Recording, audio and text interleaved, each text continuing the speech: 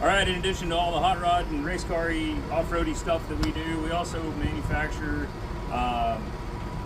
products for critical government installations, critical government infrastructure. These keep the tweakers and the terrorists from knocking out your electricity. That's the short version. These gates are 27 feet long and 12 foot high, which means Raul's got to have a oversized permit, big yellow banner and all that fun stuff running down the highway. These are headed to powder coat. So they're going to go get powder coated at the biggest place in Dallas-Fort Worth that has the biggest oven, because there's only like 2 places that can handle stuff this size in town.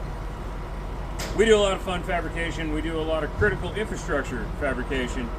We appreciate it. You guys follow along. Check out the YouTube. Check out the Instagram.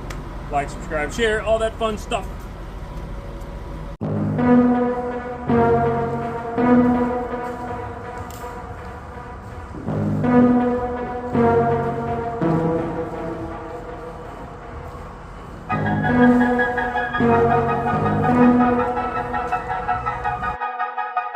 Thank you.